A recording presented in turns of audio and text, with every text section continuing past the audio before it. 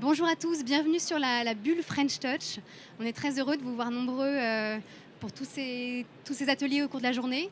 L'idée de cette bulle, c'est de vous présenter tous les outils de BPI France au service de vos secteurs, des institutions, des secteurs des ICC, donc de la culture et de la création, et également de donner la parole à des entrepreneurs inspirants de nos différents secteurs, sur toutes les thématiques qui sont transverses à tous ces secteurs. Aujourd'hui, en tout cas sur ce créneau-là, on est ravis d'accueillir Valentin Schmitt qui est fondateur de Ask Mona. Avant de vous en dire plus, avant de passer la parole à Valentin, Ask Mona, c'est en quelques mots, parce que c'est vraiment Valentin qui vous dira tout ça. Ask Mona, c'est donné pour mission de démocratiser l'accès à la culture à un public le plus nombreux possible, en mettant la technologie au service de tous nos secteurs. Et de la culture au global. Donc voilà, je laisse Valentin vous en dire plus et vous expliquer tout ça, sa mission au jour le jour. Donc Valentin vous présentera tout ça et à la fin, si vous avez des questions, il sera très heureux d'y répondre. Donc n'hésitez pas. Merci. Merci Amélie, merci beaucoup. Bonjour à tous. Alors donc moi je m'appelle Valentin Schmitt, je suis le cofondateur et le directeur général d'Ask Mona. Je suis aussi l'auteur d'un livre d'entretien avec ChatGPT qui est sorti au mois de juin dernier. Et puis j'enseigne pas mal autour du sujet de lien entre la culture et l'intelligence artificielle dans quelques universités, à Sciences Po, aux Arts et Métiers notamment. Je vais vous parler d'intelligence artificielle et de culture. Et quand on nomme ces deux grands concepts, généralement on voit qu'il y a une première opposition. L'intelligence artificielle serait une chose du futur et nous projetterait dans le monde du futur, alors que la culture serait plutôt une chose du passé, en tout cas une chose patrimoniale qui vient à se conserver. On dirait que l'intelligence artificielle serait purement machinique ou en tout cas algorithmique et que la culture serait le propre de l'homme. On voit des oppositions partout. Alors en fait, ces oppositions, elles ne sont pas si présentes que ça. Il s'avère que l'intelligence artificielle a une histoire et même une préhistoire. On parle d'IA depuis les années 50 et quand on remonte même au terme dans les livres d'Aristote, on voit qu'il y avait déjà des idées d'automates qui permettraient de faire le travail des humains à la place des humains. Et quand on parle de culture, il ne faut pas cantonner la culture aux œuvres qui prennent la poussière dans les musées, mais on peut aussi voir une culture vivante. Et la preuve, les ICC sont extrêmement actifs aujourd'hui en France. De la même façon, lorsqu'on dit que l'intelligence artificielle est une chose purement algorithmique, c'est oublier tout le travail des développeurs et de nombreux acteurs qui viennent travailler justement à l'établissement de ces modèles-là. Il y a des hommes derrière l'intelligence artificielle, il y a des hommes, il y a des femmes qui viennent travailler à l'établissement de ces outils. Et la culture n'est pas que humaine, elle est toujours médiée par des outils. Vous avez besoin d'un pinceau pour peindre, d'un appareil photo pour prendre des photos. Et donc il y a toujours la médiation d'un outil technologique dans un acte de création. Remontons un peu dans l'histoire pour essayer de voir comment l'IA et la culture sont en fait profondément liées et fonctionnent de pair. Le père fondateur de l'intelligence artificielle, c'est un type qui s'appelle Alan Turing. Vous en avez sûrement entendu parler. C'est lui qui a créé une machine pour décoder le code nazi et gagner des années et des années de guerre dans l'Angleterre contre l'Allemagne nazie pendant la Seconde Guerre mondiale. Le job d'après, après qu'il ait fait ça, il s'est dit je vais créer un truc. J'en ai marre de travailler pour l'armée. Il est parti à Manchester pour travailler sur l'établissement d'ordinateurs. Et la première application auquel il réfléchit avec son collègue Christopher Sarche, c'est une machine à écrire des lettres d'amour à partir des sonnets de Shakespeare. Et vous voyez qu'il y a un vrai enjeu d'utiliser la poésie déjà comme un moyen de faire fonctionner ces intelligences artificielles. Je vous donne un deuxième exemple. À l'âge de 15 ans, le petit Ray Kurzweil aux États-Unis crée un algorithme pour compléter les symphonies inachevées de son père. Ça, c'était dans les années 60. 40 ans après, Ray Kurzweil est devenu le pape de l'intelligence artificielle pour Google, le président de l'Université de la Singularité, qui est l'université de formation de Google, et le premier à avoir créé les algorithmes d'IA pour Google. Vous voyez que la musique, là aussi, a inspiré très très très fortement la création de ces algorithmes. Et dans tout le secteur culturel, je ne vous donne que deux exemples, mais il y en a plein d'autres, en fait. Ces inventeurs, ces personnes qui ont fait énormément avancer le champ de l'intelligence artificielle, se sont centrés sur l'objet culturel, sur l'objet de la création. Pourquoi ? Parce qu'en fait, à la différence de la médecine, à la différence de l'industrie, à la différence de plein d'autres types de champs d'application, c'est un champ très visible et très concret. Vous voyez tout de suite ce que c'est que générer une image avec Midjourney. Vous voyez l'impact que ça peut faire. Parmi vous, je suis sûr que vous êtes plusieurs à avoir demandé à ChatGPT de vous aider à générer un poème, par exemple. Le fait d'utiliser l'intelligence artificielle pour ces sujets culturels, ça montre que c'est très visible. C'est une première explication. La deuxième explication, c'est que les industries créatives et culturelles sont des industries de données. Il y a énormément de données dans ces industries. Je vais vous prendre 3 exemples. Netflix, Spotify ou Amazon. Amazon, au départ, c'est un libraire, hein, donc c'est quand même un peu une industrie créative et culturelle. Netflix diffuse de la vidéo, Spotify du son. Ces 3-là, c'est les 3 plus gros créateurs d'algorithmes de recommandation au monde. Et ils commencent sur un sujet qui est d'abord un sujet culturel. Donc c'est une chance, c'est toutes ces données pour faire avancer l'intelligence artificielle. La culture, en fait, est une chance pour l'intelligence artificielle, plus que l'intelligence artificielle l'est pour la culture. Ça nous permet de la faire avancer. Alors évidemment, il y a des réglementations et il y a des moments qui peuvent être des moments de tension. Vous l'avez tous vu à Hollywood en ce moment. Alors la grève vient de prendre fin, mais il y a eu des grèves assez importantes de la part de scénaristes et d'acteurs qui sont très inquiets sur leur métier futur. Il y a énormément de questions aussi qui sont soulevées par les biais de représentation de ces intelligences artificielles. Et enfin, il y a aussi des questions sur le droit d'auteur. Est-ce que les intelligences artificielles respectent le droit d'auteur? Évidemment, ces questions, elles sont fondamentales et il faut pouvoir les traiter aujourd'hui. Il y a une activité réglementaire très profonde. L'Union européenne est en train de créer une AI Act qui va être l'équivalent du RGPD, mais pour l'intelligence artificielle. On a une commission spécialisée sur la culture et l'intelligence artificielle en France, sous l'égide du ministère de la Culture, qui vient réfléchir aussi à ces questions. Et donc, on est évidemment, il ne faut pas développer l'intelligence artificielle telle qu'elle, il faut pouvoir avoir ces sources de réglementation et de régulation. Mais une fois qu'on a ces garde-fous, et je pense qu'on peut vraiment techniquement les mettre en place, arrêtons de penser l'intelligence artificielle que dans un prisme de destruction, ça va détruire nos emplois ou ça va détruire certains types de pratiques, mais utilisons-le aussi dans une perspective de création. L'intelligence artificielle est un outil, et c'est un outil formidable pour créer et pour le secteur de la culture. J'en viens un peu à mon pitch d'Askmona, parce que je suis aussi là pour parler d'Askmona. Askmona, c'est une société qui est née en 2017 avec ce rêve de se dire l'intelligence artificielle, un jour, nous permettra de pouvoir avoir des conversations avec des œuvres d'art. C'est pour ça qu'on a appelé ça Askmona, demande à la Joconde. Et l'idée, notre rêve, c'était de se dire on va pouvoir converser avec des œuvres d'art. Une super idée, mais une technologie qui n'était pas encore aussi présente à l'époque et avec énormément de freins techniques et technologiques.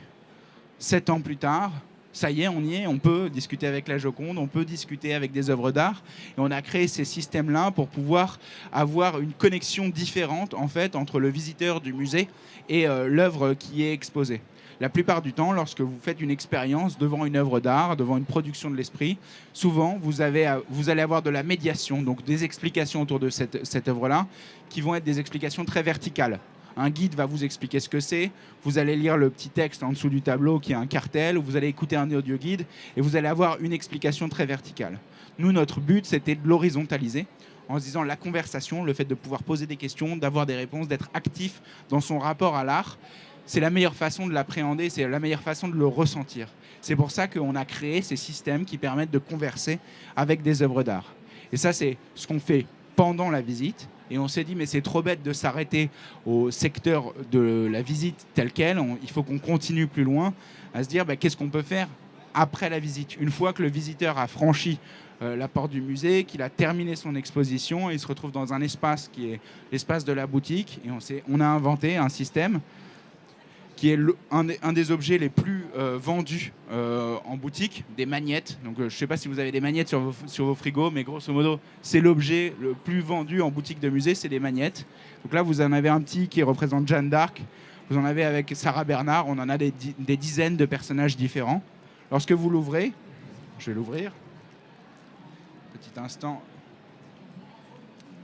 Lorsque vous l'ouvrez, à l'arrière, il y a un QR code. Vous scannez le QR code et vous pouvez discuter avec Sarah Bernard. Vous pouvez discuter avec Jeanne d'Arc, vous pouvez discuter avec Van Gogh, vous pouvez discuter avec un tas de personnes historiques.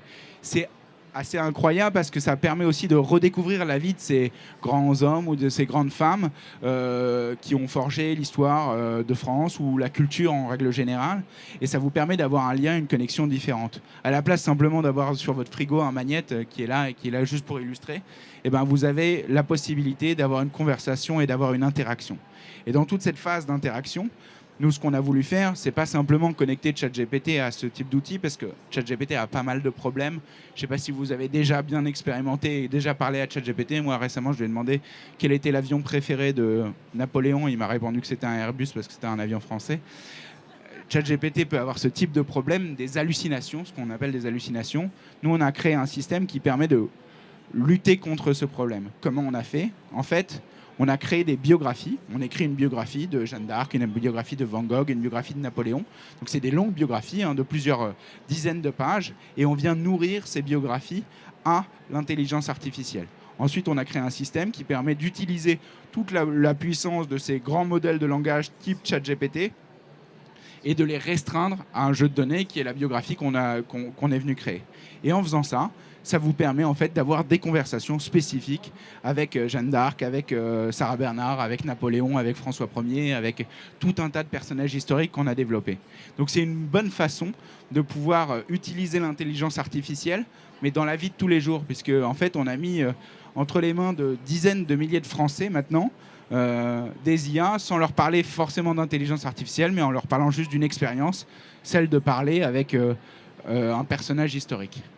En faisant ça, ça nous a permis aussi de créer un modèle économique rentable pour les lieux de culture, puisque ces objets-là, c'est une bonne façon pour les lieux de les commercialiser et de gagner de l'argent derrière. Là où on sait que le monde de la culture a besoin de modèles économiques rentables, c'est une façon assez simple et assez élégante pour eux de pouvoir gagner un peu d'argent et de pouvoir renflouer leur caisse, là où on sait que les budgets de la culture ont besoin de trouver un nouveau souffle et un nouveau souffle de financement.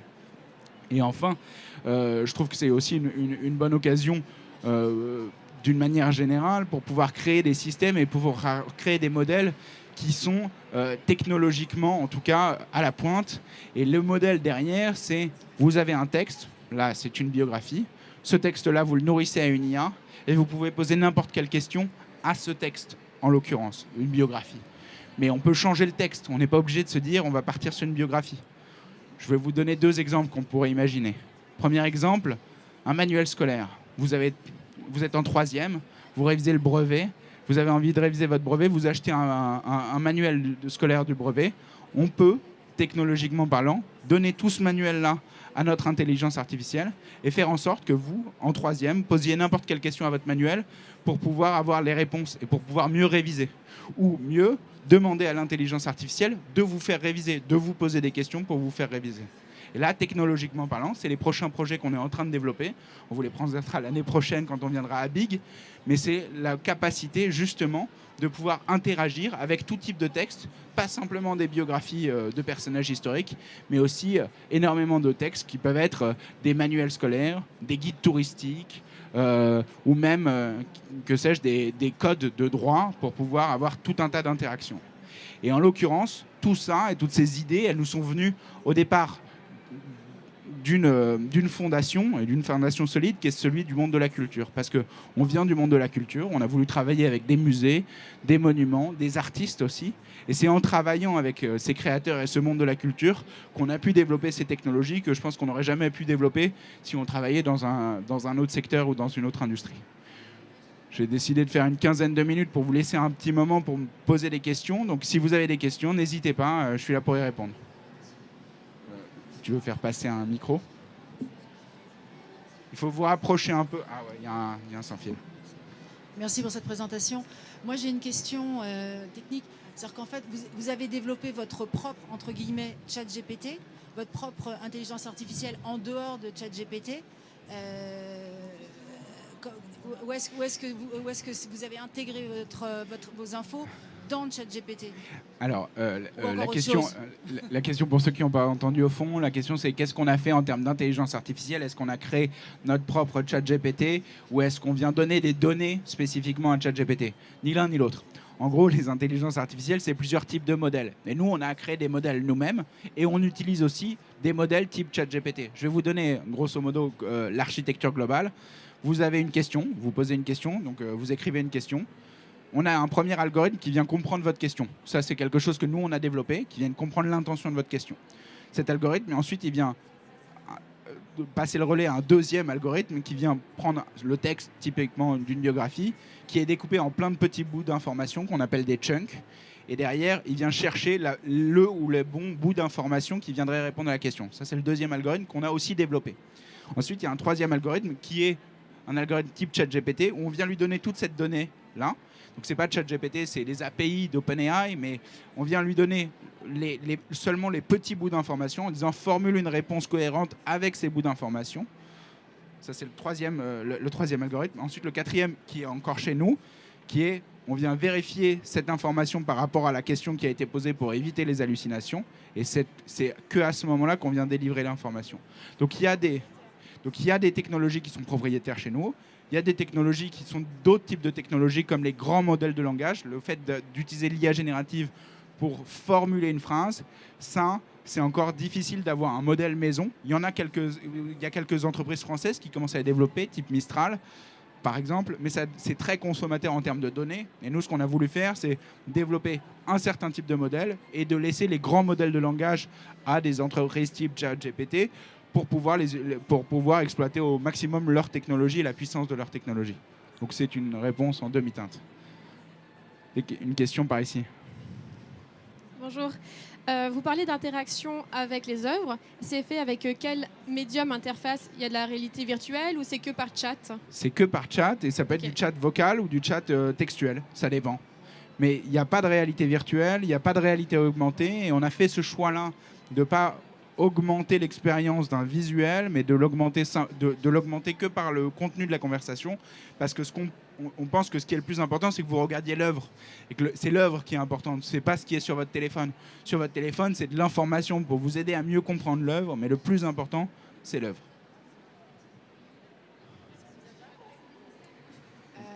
Bonjour. Moi, j'avais une question. Je ne sais pas jusqu'où vous avez déployé aujourd'hui la techno. Est-ce que vous avez déjà des retours d'expérience concrets? Est-ce qu'il y a des choses que vous avez appris à travers ça? Je ne sais pas, par exemple, des questions, justement, des dialogues que les gens ont envie d'avoir avec les œuvres et qui peuvent nourrir le musée, pour que ce soit aussi vertueux dans le sens vers l'homme à la fin. Alors, plusieurs retours d'expérience qu'on a eu. Les magnettes sont déjà commercialisés. Ils sont commercialisés depuis le mois de juillet. On a eu des premiers retours des utilisateurs. Déjà, on a un retour assez marrant, c'est les heures d'utilisation. Grosso modo, il y a un pic d'utilisation à l'achat. Donc là, il y a plein d'utilisateurs. Et ensuite, les grands moments d'utilisation, c'est le vendredi et le samedi soir. Et on se dit que les gens invitent d'autres gens à dîner, qui montrent leur magnette en disant tu veux parler à Jeanne d'Arc, tu veux parler à Sarah Bernard. Et c'est, je pense, un des gros usages qui est d'abord un usage récréatif de ces intelligences artificielles. Donc ça, on voit ce type de données. Sur la nature des questions, elles sont très différentes lorsqu'on parle de magnètes ou lorsqu'on parle d'expériences de médiation. Les expériences de médiation, on se rend compte que la plupart du temps, les gens ont besoin posent des questions assez simples, mais dont ils ont besoin d'avoir des éclaircissements. C'est pas naturel pour tout le monde de savoir ce que c'est que l'impressionnisme. Ça peut être très naturel pour des gens qui ont eu une éducation en histoire de l'art ou qui ont été dans le bon collège ou dans le bon lycée. Mais les autres, s'ils n'ont pas d'explication sur l'impressionnisme, il faut pouvoir poser ce type de questions. Et on voit qu'on a pas mal de questions au départ assez simples. Et plus la courbe de questions est importante, donc plus il y a des gens qui posent des questions, plus les questions deviennent de plus en plus complexes. Et ça tombe bien parce que notre modèle, il est aussi assez entraîné pour ça. C'est-à-dire que si vous commencez avec des questions simples et que vous spécifiez de plus en plus vos questions, vous allez avoir des réponses de plus en plus complexes aussi et qui vont s'adapter à votre niveau. Et on se rend compte aussi que notre modèle de langage tel qu'on l'a pensé s'adapte au niveau de dialogue de l'interlocuteur. C'est-à-dire que si vous allez lui poser une question avec un langage familier, le dispositif va vous répondre avec un langage grosso modo familier. Si vous allez lui poser une question avec un langage plus soutenu, vous allez avoir une réponse avec un langage plus soutenu. Et c'est assez important aussi pour pouvoir se mettre au niveau du visiteur qui lui pose des questions. Et on se rend compte qu'on a des taux d'adoption qui sont hyper importants, comparé à des applis dans les musées ou à des audioguides. Je vous donne des statistiques, je ne vais pas vous abreuver de statistiques, mais grosso modo, une appli dans un musée, c'est 3% de taux de téléchargement par rapport aux visiteurs. Notre dispositif, c'est 20%. Voilà. Vous avez d'autres questions? Voilà. Bonjour Valentin. Bonjour. Je fais un peu le pont à la transition avec la question précédente. Par rapport au magnet, justement, tu disais qu'il y avait une dizaine de pages de biographie pour chaque personnage historique qui avait été faite. Est-ce que ces 10 pages de biographie... C'est des dizaines, j'ai dit des dizaines. Pardon, excuse-moi. Permettent quand même d'anticiper un maximum les questions parfois farfelues qu'on pourrait poser au magnet. Parce qu'il y a du self-learning, je suis d'accord. Mais il y a des moments quand même où ton IA, elle doit se retrouver à défaut. Tout à fait. Alors, elle ne se retrouve pas à défaut. Ça dépend de la façon. Ça dépend de comment on paramètre notre intelligence artificielle.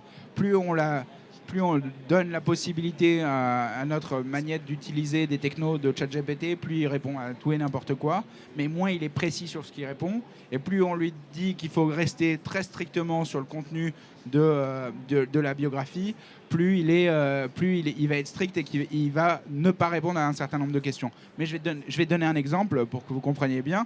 Il va comprendre la question, il va comprendre l'intention de la question, et il va vous dire, par exemple, de ne pas répondre. Si vous demandez à Van Gogh comment fonctionne un micro-ondes, il va vous dire le micro-ondes est une invention qui a eu lieu après ma mort, je ne peux pas vous dire comment fonctionne un micro-ondes.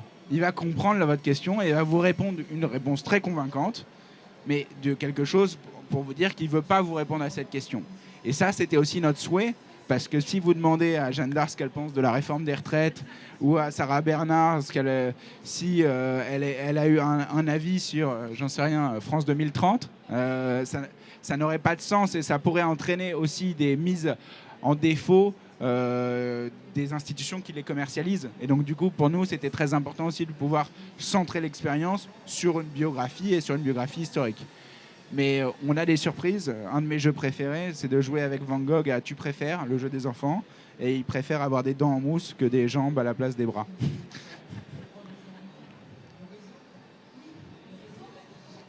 Bonjour, merci pour la présentation. Moi, j'ai une question. Aujourd'hui, donc vous faites parler des œuvres d'art. Qu'est-ce que c'est les prochaines étapes pour Ask Mona? Est-ce que ça va aller plus loin? Est-ce que c'est plus de choses? Est-ce que c'est peut-être jouer sur le visuel des tableaux? Alors, comme je le disais tout à l'heure, la question du visuel, nous, c'est une question qui n'est pas une question technique, parce que techniquement, on sait le faire. C'est plutôt une question éthique de se dire, il faut se concentrer sur l'œuvre en elle-même. Excusez-moi une seconde. Il faut se concentrer sur l'œuvre. Et donc, du coup, rajouter du visuel, ça peut inciter les gens à ne pas regarder les œuvres. Et nous, ce n'est pas du tout ce qu'on veut faire. En revanche, on a plein d'autres projets dans les cartons. Un des projets, c'est de pouvoir utiliser ces expériences dans d'autres contextes. Le contexte éducatif, par exemple, le contexte du monde de l'édition en règle générale, ça, c'est un vrai sujet. L'intégration aussi de ce type d'outils dans le secteur du cinéma nous pose énormément de questions. On a des approches aujourd'hui avec des grands studios de cinéma qui se disent... toutes les sagas qu'on fait, si on peut faire parler des personnages fictifs, je sais rien moi, faire parler Captain America et avoir un dialogue long prolongé avec Captain America, voilà, ça pourrait avoir un sens complètement important. Et donc on ne se limite pas à la culture en disant la culture n'est que ce qui existe dans un musée. On a un sens beaucoup plus large du secteur culturel et on ne s'interdit pas d'aller voir le cinéma, le secteur de l'édition, le jeu vidéo. On est pas mal interrogé sur les NPC, donc les personnages qu'on ne peut pas jouer mais avec qui on peut discuter dans les jeux vidéo. Cette technologie, elle permet complètement de faire ce genre de choses. D'autres questions?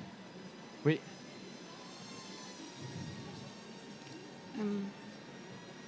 Pardon, il y avait la concurrence du drone. Merci pour cette présentation. Elisa Calma, Dream Factory. Je me demandais, vous êtes sur des œuvres plutôt du passé, en tout cas, ou des personnages... qui sont morts il y a un petit moment. Quand il s'agit d'œuvres plus récentes, de films, de jeux vidéo, quelle est la marge de manœuvre par rapport à la propriété intellectuelle d'une œuvre? Ok, c'est la machine qui a répondu, mais à quel moment vous êtes responsable de ce qui est transmis à l'audience? Alors, le vrai sujet, c'est le même type de sujet. Je vais vous répondre juridiquement sur comment ça fonctionne. ChatGPT, par exemple. Lorsque vous posez une question à ChatGPT, vous êtes responsable du contenu qu'il vous a donné. ChatGPT n'est pas responsable du contenu qu'il vous donne. Pourquoi? Parce que sinon, ça entraînerait tout un tas de questionnements en termes de droits d'auteur, de propriété intellectuelle. En revanche, là où c'est plus intéressant, c'est de se dire, mais qu'est-ce que vous faites? Est-ce que vous pourriez faire un magnète Mbappé, par exemple? Est-ce qu'on peut faire un truc avec Mbappé? S'ils nous donnent l'autorisation, oui, mais la question c'est de demander l'autorisation aux personnes et pas les incarner ou créer des avatars de ces personnes-là sans avoir des droits d'autorisation. Et aujourd'hui, il y a des personnages historiques morts qui ont été déposés en tant que marque avec, je pense à Marcel Pagnol, je ne sais pas si vous saviez, mais Marcel Pagnol est devenu une marque. Donc il y a une marque Marcel Pagnol. Il faut demander à la fondation Marcel Pagnol l'autorisation de créer ce type de magnète.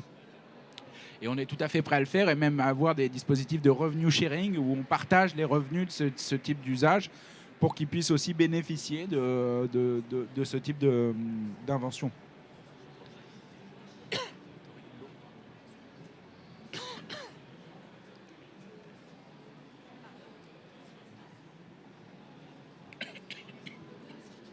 Bonjour, merci pour cette présentation. Moi j'avais une question. Est-ce que le coût du magnet va couvrir les frais futurs du service?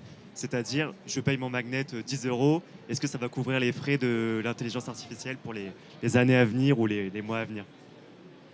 Oui, et ça a été des calculs mathématiques assez complexes pour nous et des calculs financiers assez complexes pour pouvoir anticiper ça. Mais oui, oui. Donc du coup, lorsque vous utilisez ces magnets, vous pouvez les utiliser pendant plusieurs années si vous voulez les utiliser pendant plusieurs années. Et nous, la façon dont on se rémunère, c'est aussi le fait de le faire sur de la marge, sur du volume plus que sur de la marge par unité. Donc comme on va vendre plein de magnettes Van Gogh, plein de magnettes Jeanne d'Arc dans plein d'endroits en France différents, ce volume-là permet d'amortir nos coûts de fabrication et ensuite les frais de serveur attenants. Et on y arrive pour l'instant et je pense qu'on a fait un bon calcul mathématique et financier qui nous permet d'optimiser notre temps de serveur et en même temps de maximiser l'expérience pour l'utilisateur.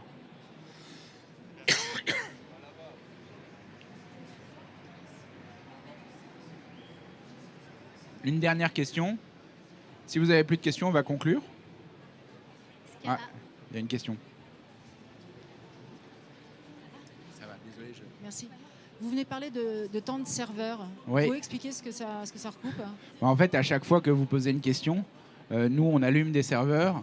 On a des puissances de calcul qui viennent générer du texte, enfin qui viennent faire la démarche que je viens de vous expliquer avec les différents algorithmes. Ça, c'est de la puissance de calcul. Et ça coûte de l'argent. Ça nous coûte de l'argent à chaque fois qu'il y a une requête. Et donc, du coup, il faut pouvoir anticiper ce type de coût dans le modèle économique du magnet. Donc, vous parliez d'une dizaine d'euros. Grosso modo, les magnets sont vendus entre 7 et 10 € en fonction des lieux. Mais grosso modo, ça anticipe tout ce type de coût aussi pour l'utilisateur. Et c'est une façon assez simple pour moins d'une dizaine d'euros d'utiliser de l'intelligence artificielle et d'avoir un outil numérique entre les mains tout en ayant quelque chose que vous auriez de toute façon mis sur votre frigo parce que les magnettes, ça recouvre les frigos de plein de gens. Et les coûts dont vous parlez, en fait, est-ce que c'est le même mécanisme que la création de crypto? Non, c'est pas du tout. C'est vraiment de la question de la puissance de calcul, comme aller sur un site internet, ça coûte de l'argent en termes de serveur, quoi. Merci Valentin, merci à tous d'avoir été présents. Si l'intelligence artificielle est un sujet qui vous intéresse, je vous invite à noter la date du 21 novembre. Nous organisons la 3e édition de We Are French Touch, donc l'événement annuel de la French Touch, sur lequel Valentin nous prépare une surprise autour de ces magnettes. Et il construit tout un pôle avec différentes applications dans différents secteurs des ICC. Voilà, je ne t'en dis pas plus. Et Valentin ça sera au Centre là, Pompidou. Voilà, donc le 21 novembre au Centre Pompidou, on peut se donner rendez-vous dès aujourd'hui. Merci beaucoup, merci à tous de votre attention. Au revoir.